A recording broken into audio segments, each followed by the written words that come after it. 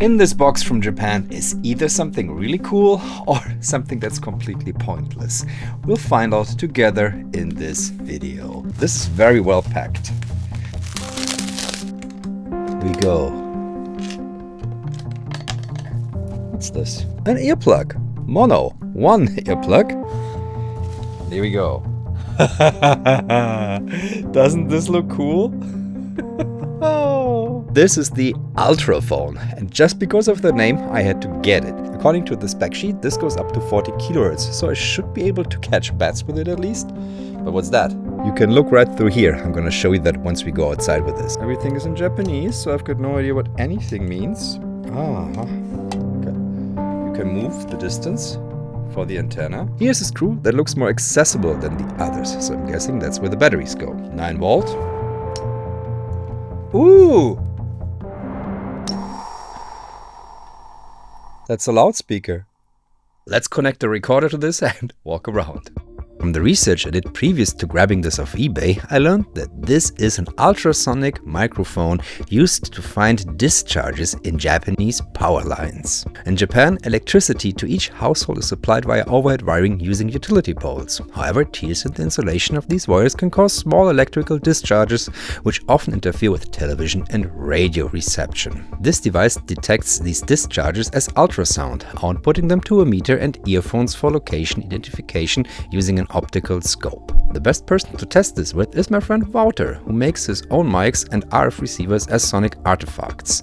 We went on a field recording trip together. Omnidirectional wideband antenna.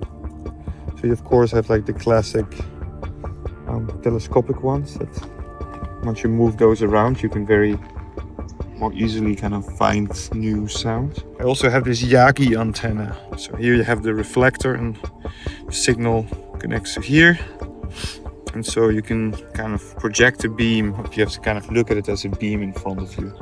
So this one, for instance, with the radar tower here, it works really well.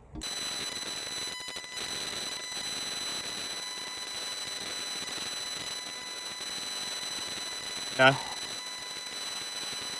Yep, you're definitely there.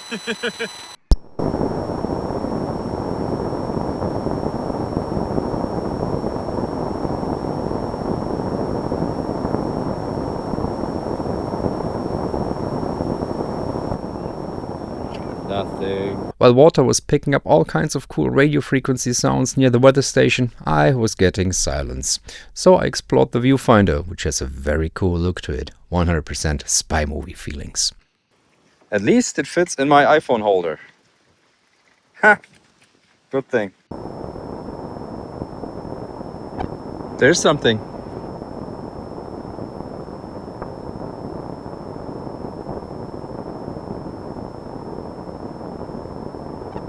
A little dee-doot.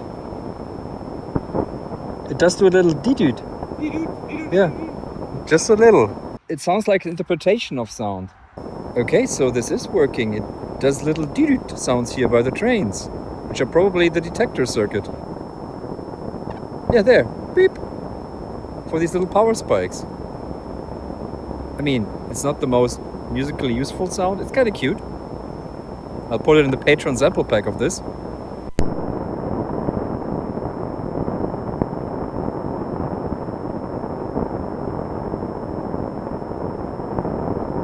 No. Trying to figure out how we can make it more usable. So maybe I thought I'd attach one of my microphones. Once you record from a parabol, you'll be really playing with phasing, so maybe some interesting phasing. How well do you hear me? Pretty good. How well do you hear me? I can still hear you. Thanks. How well can you hear me? I can still hear you. Okay. The grass is really loud. You hear the grass? Yeah. Ah, nice. Can you still hear me? Oh, wow.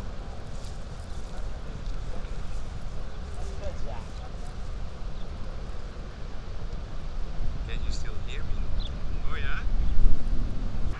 Can you still hear me? Can you still hear me?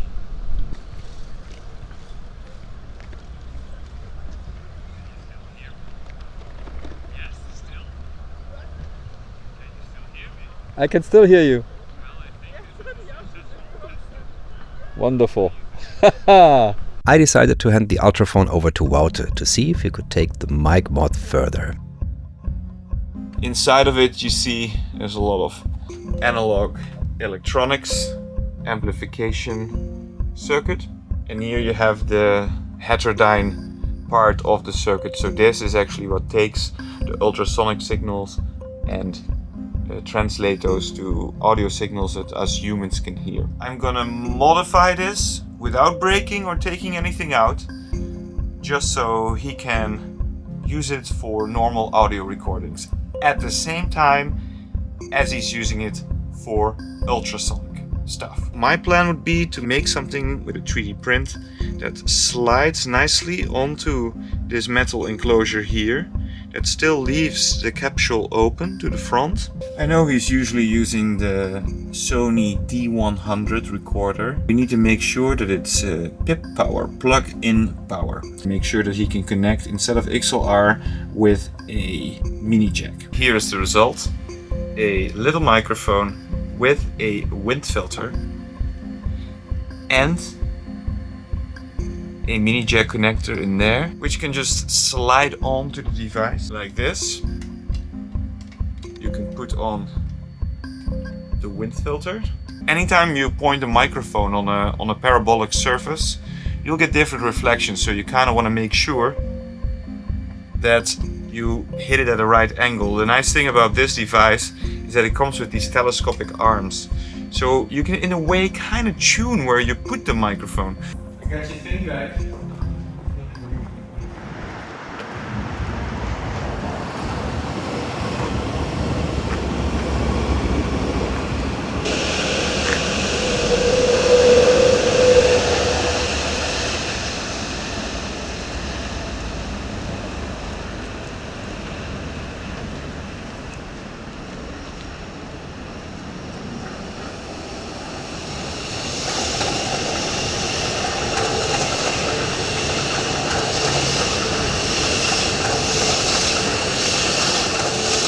Actually cool to zoom in on details like the train tracks with this.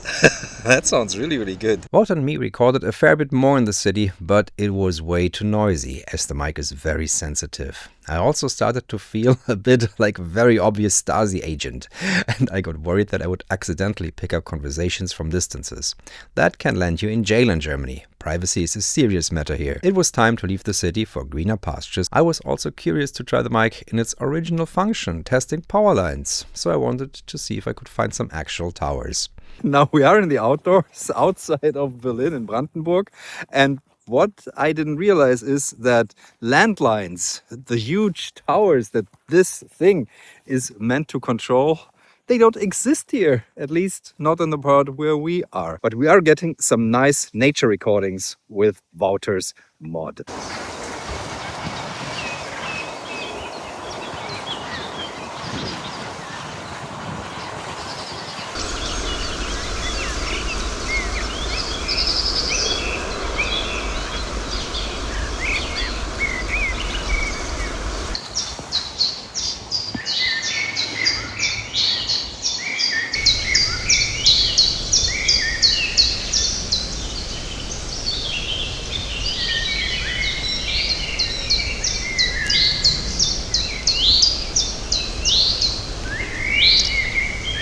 Found one! There is one, just at the end of our journey. Let's see if it does anything.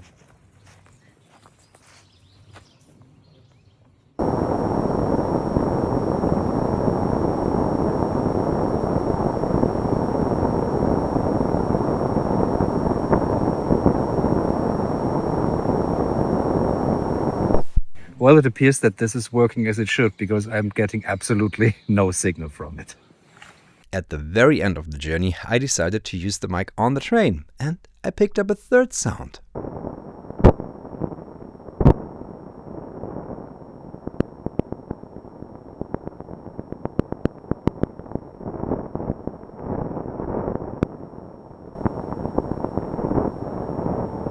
But picking up the pulses made me very happy at the time, as you can see by the big smile. $800 for pulses, the whip and noise. is a bit much. And I found sound examples of the later models of this, and they don't sound like much either.